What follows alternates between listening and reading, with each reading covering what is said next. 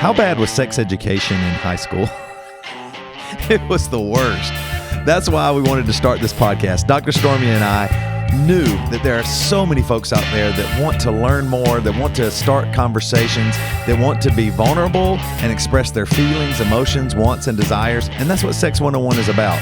Dr. Stormy has spent so much time working with couples, working with men and women. I myself have worked with lots of men talking about relationships and sex and where we're at today with our sexuality. So come join us. This is going to be a great episode, just like all Sex 101 episodes. You're going to learn a lot, you're going to laugh a lot, and we're going to have a great time. Okay, folks, we are back, and just off mic, we were talking about how awesome this podcast is to do and how many listeners are just writing us and responding. We got responses from our last episode about divorce. I mean, it really makes us feel great when you guys reach out to us and tell us how much you like the podcast, send in your listener questions. So please do that. Always, you can email Stormy and I. You can email Stormy at lovedeeplab.com or me at toby@marriagesupply.com. Make sure you do that because we really do appreciate it and love answering your questions and hearing your feedback. It's amazing. It really is. And we're talking about communication almost every episode, and just really want to honor our listeners who are being so brave and so vulnerable, which is so powerful and badass, but asking really intimate, tender questions. It really moves Toby and I deeply, and we feel really honored to be holding that space for you all. So let's keep it going. Yeah, let's do it. And today we're talking about fingering. Now, yes, we are. First time I heard that was like you're fingering a criminal. You know what I mean? They did a crime. It's him in a lineup or something like that, right? We're not talking about that. This isn't a crime podcast. Little different. Just a hair different, I think. This is interesting because I think.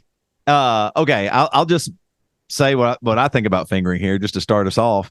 It is a little intimidating. Sometimes I'm worried, should I have trimmed my nails more? Am I hurting them? Well, how do I get started? Am I just, do I just stay on the clit? Do I move around? Does this feel good? Does this feel good? What are all the erogenous zones that I should be touching? Because I know that it can be amazing, but sometimes it is intimidating to use your fingers. Totally. Yeah. And I love that, right? Part of this is the Sex 101 podcast, the adult sex ed you wish you had. And you mentioned there, right, the erogenous zones. A lot of it is that we're not taught about the female anatomy or the male anatomy. We're not consciously taught about it. Many women, and a lot of women I work with, have never even checked themselves out, never even looked at their vulva or their vagina, unless it's in a medical setting, right? So some of this education piece we're going to do today is on 7 tips for you for fingering, for finger play, but also a little bit about anatomy, because we're just normalizing the fact that we're not taught that, and we're going to do a little bit of that today. All right, I love it. All right, where do we start? Well, I think what's finger number one? Hold up your finger number one. Hold up finger number one. What's your favorite finger? Yeah. I think one place to start is just the definition, right? So fingering is just stimulating the vagina and the vulva. Okay, but here we go, right? The first anatomy term, the vulva, okay, and the vagina with your fingers. That's what it means. Okay, so people will say, is it same as finger sex? And the answer is yes. You may or may not have penetration with fingering. We're going to get to that a little bit later, but that's what it is. And what I want to encourage our listeners is to think of this as a really amazing part of foreplay. And I can't tell you how many married couples that I work with and know that just have skipped it altogether. They used to do this. They used to do fingering and finger play, and they don't anymore. They go right to penetrative sex. And so it's an amazing thing to bring back into your repertoire. It's an important part of foreplay. Women report to get a lot of pleasure out of fingering and finger play because of the things we've talked about in other episodes, right? Because of anatomy, because of the fact that, the vast majority of women don't orgasm consistently off of penetration alone. So this is a really amazing tool to bridge that orgasm gap, bridge that pleasure gap. Yeah, I think honestly, and we've said this a bunch of, I think porn has tricked our minds into thinking that it's just, going in and out, penetrative, pounding, that is what is going to make that your lady just go off. And it's just not true, right? It's just not true. It's wild. No, it's not true at all, right? Those are performance, those are actors, right? Right. And just based on anatomy, and again, back to the sex education piece, that is not how most women experience pleasure or orgasm, right? Some women can, but the majority statistically do not. And so, you also mentioned about like fingernails. So before we get into like the tips, yeah, there's a little bit of like, let's just call it housekeeping, is Yeah. clean your hands and keep your fingernails short. Those are two really good tips. Yeah. Okay. Yes, for So sure. fingernail short is a good one, right? It aids, it helps with comfort, also just preventing like any crud that we can have underneath our fingernails, right? Yeah. But I think one other kind of overarching idea before we get into the tips is foreplay before the foreplay. Okay, like I'm a big believer and a big proponent of foreplay, right? So think of this, don't just go right for fingering either, right? It's we women, we're blessed with breasts and bellies and thighs and all these other erogenous zones. So foreplay before the foreplay is really great. And I literally love to teach, like, lengthen your foreplay. Try it as an experiment. Lengthen your foreplay by 4 times and just see what happens, right? 4 times the amount of foreplay. Because if you look at the anatomy of arousal for women and men, right, the average length of sex is about 8 minutes. Penetrative sex is about 8 minutes. And most women report that it takes between 17 and 23 for women to be turned on. So you can see back to that pleasure gap, back to that orgasm gap. So foreplay, including finger play, is a really lovely way to bring more pleasure to your woman and to bridge that gap. Yeah, for most of you out there, 4 times is probably still only like 4 minutes long. Right. And so many Add people it just up. skip Yeah. foreplay You're altogether. right. Right. And Yeah. especially the longer we're with someone, we're like, oh, we know where all their hot spots, all their buttons are. I promise you, you don't know all of your partner's hot spots. You don't know all of their buttons, right? So this is an invitation to explore and also, by the way, if you're listening to this episode and you're not partnered, finger play is amazing solo. Mhm. And I always actually recommend finger play solo to get to know your own body before sharing your pleasure map with your partner. And I think it's really a pathway. I believe as we get older, we forget how we fell in love. Like when you fall in love, you are making out forever. You're making out. Totally. Then your hand slides across the top of the clothes, and eventually, go through all the bases, and then eventually, you're like, are you sure your parents are asleep, or are we gonna get caught? What I mean, there's all this stuff where you're doing something together, and you're creating all this fun and excitement about the having sex. And so it's the whole process. It's not just the outcome of coming or having just an orgasm. Like the whole thing, Right. it takes some time. So remember that, because that's how you fell in love. You were hot and heavy for each Yeah. other, and you weren't just having sex immediately and just to get it done or Right. check it off a list. Yeah, I love that. The reminder to like linger, right? Savoring is a really beautiful practice to help us enjoy all parts of sex and sexual intimacy. Yep. Savoring it, really savor it, right? We often, and a lot of times with like, if couples are younger or there's little kids in the home, it's like, can be like quickies, all that they feel like they have time for. And that's not true. Like you can definitely linger and savor. You just might have to be more intentional about it, more Right. logistical about it, right? Yep. So yeah, it's a great point. Perfect. So I guess the first tip, we'll just get right in, is don't start off on the vulva. Okay. So starting off not on the vulva. Okay. So again, women, and your woman, like her breasts, her thighs, her belly, her buttocks, like there's all these erogenous zones. So kissing, touching, licking, biting, nibbling, on all these other zones, rather than going right for the gold. Yeah. Right. And what is the vulva, by the way? Okay, so great question. Okay, so the vulva is the area all around, right? So it's the mons pubis, which is the mound, right, where pubic hair would be if they have pubic hair. The labia, the inner and outer labia, the clitoris, the vaginal opening, and the perineum, technically. Okay. And we mistakenly say vagina, but vagina is actually the canal, right? So that's the inside part. Okay. So the vulva would be all the outside parts. So really that brings me to the second tip, is the magic of the vulva. Okay, women don't just have a vagina and a clitoris, right? We have all these other yummy, lovely, pleasure-filled parts. Okay, so the invitation with fingering is that you literally have 10 fingers to explore all these other parts, and that's kind of I guess actually we'll call it a bonus tip. You don't just have one finger. So don't just use one finger. You have 10. Okay. So you've got 2 hands and 10 fingers, right? But really, really slow on the vulva is the second part, right? So again, that mons pubis, the inner and outer labia, the lips, right? The clitoris we'll get to in a second. Okay. The vaginal opening we will also get to in a second, but the perineum, the area between the anus and the vagina, the perineum, they call it the taint, right? Like it has lots of nerve endings there. Okay. So explore those, rub on those. You can even gently like pinch those, right? Watch with pinching, watch your partner. Okay. But you can rub it between 2 fingers, right? There's all these other areas. We tend to go right for the clitoris or right for the vagina. And that is not how your woman will most experience pleasure. Okay. And I totally get what you said, Toby, too. You said at the beginning, it can be a little intimidating. Well, yeah, if you don't have a vulva, you're like, that's a little bit of a magical, mystical, kind of scary and a little bit intimidating, yet I'm really drawn to it place. Right. So look at it as an exploration, right? Read your partner's cues, watch their body language, watch their breath, right? Which brings me to the third tip, which is lube. I highly recommend using lube in fingering play. And the reason for it is that it gives you as the person doing the fingering less friction. If you have more of psychologically gives you like, okay, I can explore more because it's not so sticky, right? It's not so, there's more lubrication. And also for the woman, it also will be more pleasurable. Okay. Yeah. I actually have found this is a personal anecdote, but like edible lube is kind of fun. Like it actually is kind of, I was like, it's just probably some little,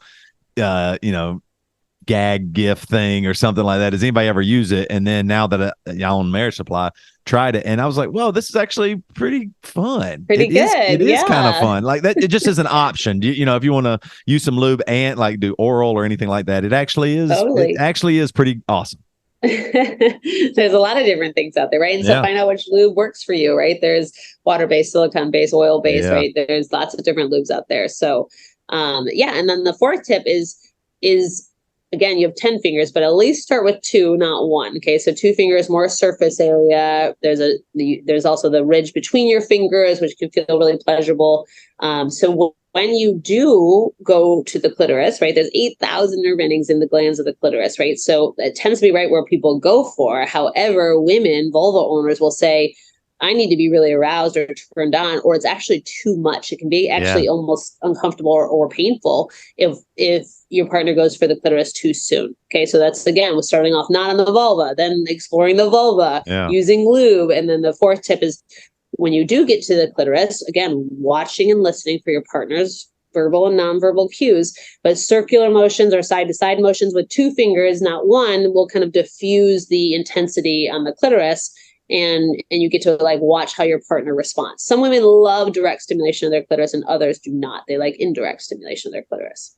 Yep, you're exactly right. And then I would say going back to that sensitive part, you're right. Like fellas out there, you do not want your lady giving you a hand job right from the beginning as hard as and fast as she can. Like you like it, she builds up a little bit, unless you get more of an erection or whatever. If you just start super hard right out the gate, you're right. It has to be overwhelming. Yeah, exactly. And there's a warm up. Like think of it as like the building of pleasure and tension, right? The building of erotic energy, right? It's a build. It's a slow build, right? It's not like a spike up and spike down, right? For most women, right? And if she wants more or harder or faster, let her ask you for that. Okay, and that's going to bring us to the last tip, which is going to be feedback. But the fifth tip is now we're talking about, so now you've done some clitoral exploration, is inside, right? The G spot inside the vagina. But I always want to encourage you to ask for consent, ask for permission to put your fingers inside of the vagina. Okay. So it's like, it can be sexy talking. It can be like, oh my gosh, I want to put my fingers inside of you, or can I put my fingers inside of you? Do you want my fingers inside? Right. Like asking consent, first of all, is very sexy. Consent is sexy AF, but it's also just an important part for that building of trust and safety. So asking for consent. And then typically for most women, for most vulva owners, the G spot is inside the vagina, about 2 inches on the anterior wall. So the belly button side of the vagina. Okay. And the best way to the G spot is tissue that engorges with blood flow, similar to the penis. Okay. So is it the clitoris actually, but so as your woman gets more aroused, you're more likely to be able to find the G spot. She's more likely to enjoy the G spot.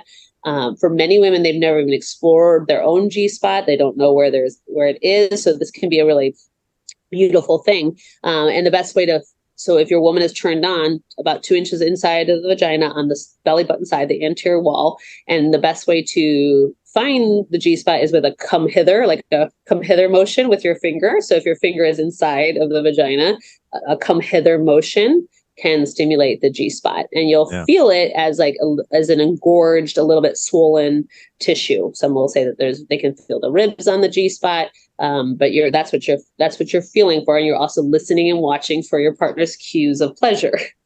Yeah, I love that. I think too, that what's really awesome about fingering is once you do move to penetrative with your finger, I think a lot of times, at least from men I've spoken to, is that you think, oh, your penis is the thing that's supposed to go in the vagina, and the hands are like peripheral or supplementary or something like that. But like you're right, like if you like your fingers and your arm is way more agile than your penis with hips and legs and everything, and that it's amazing and great. But I mean, you can really figure out what feels great for your partner with your fingers. Totally. Like, and you can do softer pressure, harder pressure. You can move in and out. I mean, your wrists, fingers, arm, all that stuff. Using that together really can help your partner come. And if they come from your fingers, ladies can be multi-orgasmic even. Like you can keep right on going. Like it's a win-win. It's a pretty awesome place to be with multi-orgasms for sure. But yeah, it's a great point. Thanks for bringing that up. Right? How sensitive. Think about how sensitive your fingers are. If you cut your finger, nick your finger, slam your finger into something, it hurts because of all the nerve endings in our fingers. So your fingers are very agile, very nimble, very sensitive. And what an amazing way to explore your partner's pleasure map. Yeah, 100%. And I love it because it still offers you, you can use your fingers and still be kissing on the lips. You can still be doing so many other, you know what I mean? Like it's just an amazing way to have sex. Yeah, amazing. Yeah, absolutely. And then the sixth tip is the anus and the perineum, right? So we've done episodes on anal play. You can go listen to those, but again, that might not mean inside the anus. That might just mean around or on the perineum between the anus and the vaginal opening. But that's a really highly sensitive area. So explore and with anything around the anus, I recommend having talked about it beforehand or during in the moment if that feels aligned for you. But how open is your partner to that? But if they are, that's a really amazing place to explore that has lots of nerve endings and pleasure. And then the seventh tip is that feedback. Okay. Yeah. Listening, asking, hopefully your partner is offering you feedback. Yes, more, higher, harder, faster, circles, whatever. But also listening for their breath. Are they moving their hips into you? Are they pulling their hips away from your fingers? Right. And asking for feedback. This is an amazing opportunity to practice that communication and that feedback. Yeah, 100%. Because you're right. Everybody's different. The way they receive pleasure or enjoy certain things is different. So you're right. One partner, somebody might like circles. Somebody might like up and down, left and right, softer or hard. I mean, figuring all that stuff out is part of the fun too. Like that should be totally fun. part of the fun. Yeah. It's a great way and to it's look okay at for your it. partner. The feedback can be like, hey, I'm not really enjoying that much. I mean, that's a great thing to hear, really, because it's truthful. And they're not saying I don't want to have sex. They're saying, oh, let's try something else. That's exactly. Great.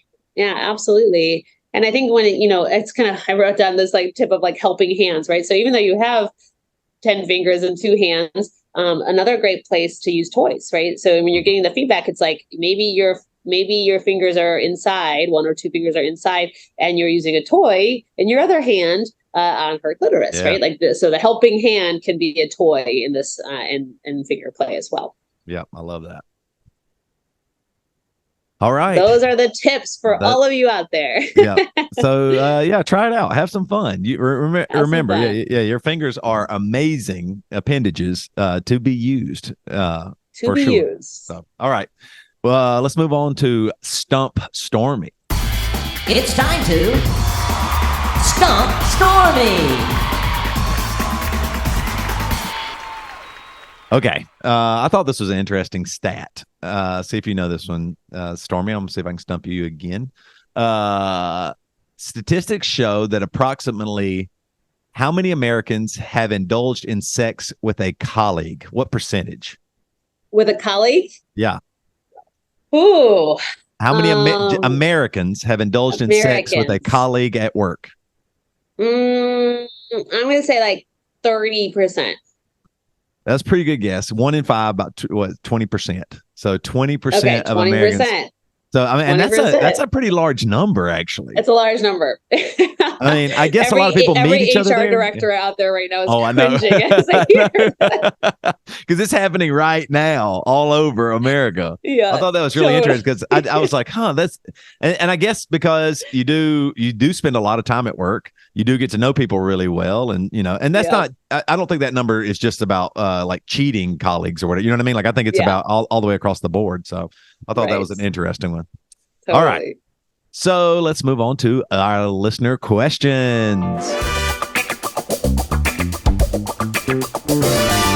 Have a question? We've got answers. Here's this week's listener questions. Okay, these were very interesting to me. I've had these questions in my life before too. So the first question: is there a sex position that is best for getting pregnant? And this comes from the baby style position. So it's a great question, right? So often we hear the opposite too. What's the best sex position for not getting pregnant? So right, it's just going to be the flip side of the same coin. But there's actually it's not proven that there is a sex position that is more likely to contribute to pregnancy, to conception. But what some research suggests is that any position that has deeper penetration, right, is going to get the semen closer to the cervix, which is how it's going to get in, right, up into the upper reproductive system. So anything with deeper penetration. So that might be missionary, that might be doggy style. Okay, so if you're wanting to conceive, you can try that, right, to get the sperm closer to the cervix. Another tip that is often shared, although again not scientifically proven, but makes sense anatomically, is not standing up right away after sex if you're wanting to conceive, right? So actually even boosting your hips up on a pillow and laying flat for 10 or 15 minutes is all, so that again you're not using gravity against you if you're wanting to conceive. Okay. And then the other tips would be actually, which are not positional, would be having sex regularly and knowing your cycle, right? So you're much more likely to conceive around ovulation time. So those are some, and they recommend sex daily or every other day if you're really trying to conceive, particularly around ovulation. Yeah. And I want to say, when my ex-wife and I were trying to get pregnant, we had some real issues. And so it can be daunting when you're wanting to get pregnant. It feels like everybody in the whole world they can get pregnant, just if the wind blows the right way, and you can't. So let me tell you, just take your time.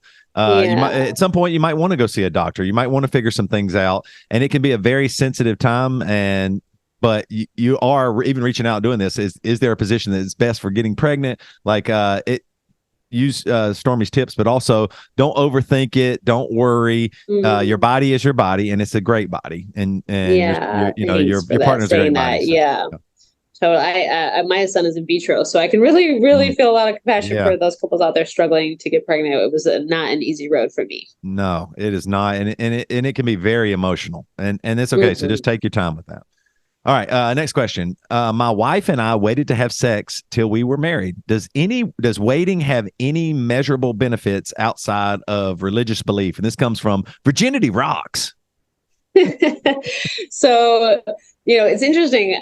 As I was looking up some research on this, I mean, there was a study in 2,035 couples in psychology, in this magazine, journal Psychology, that showed that couples that waited to have sex till they were married had a 15% higher enjoyment of their sex life than those that didn't.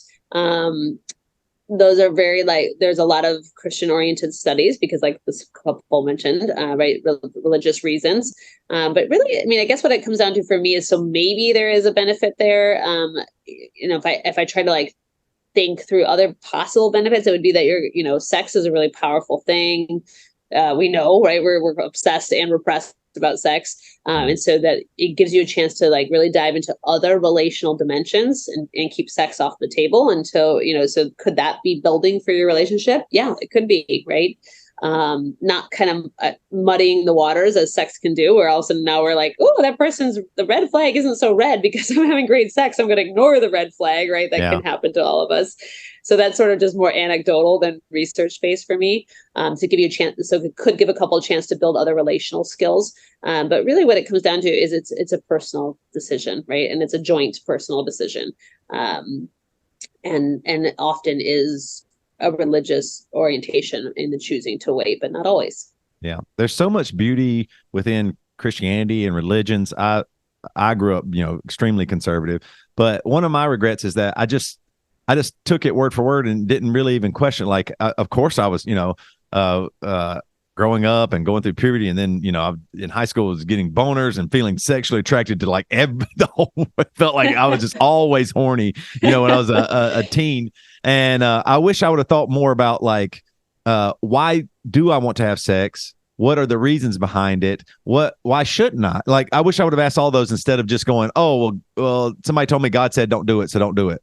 Because then that just left me with a bunch of questions. And then it honestly led me to a bunch of workarounds like, oh, well, oral sex isn't penetrative sex, so that's okay. But it is sex. Oral sex is sex. Loopholes, as we like to say. You know what I mean? Yeah. I mean, there's a lot of religions that have loopholes. I mean, we won't go into all of them, but I mean, there's a lot of that out there. And so I think that it can be good. It obviously can be good to wait. It can be good not to wait either. I think it's a personal decision and something that you should explore. Like, why do I want to have sex? Why don't I want to? And use that as a guide as well. All right. Yeah. Man, please send in your listener questions. We love these so much. You can email Stormy at Love Deep Lab, or you can email me, Toby at marriagesupply.com. Stormy's on Instagram at DocStormy1, the number 1. She has a TikTok that's really funny and awesome and informative. Touchy subjects with 3 S's at the end. And Marriage Supply is on Instagram as well at themarriage.supply. And Stormy, you got anything you're giving away or the listeners could get from you if they email you? Yeah, I think we'll just stay tuned. We've got a really fun, we do it every year. This is the 3rd year, Pleasure Challenge starting January 1st. So we'll put some information in the show notes, but really fun 30 days of pleasure challenge starting January 1st to bring right to your inbox. So check that out. Awesome. I love it. And remember, knowledge is power. Sex is power. And the world needs more of both.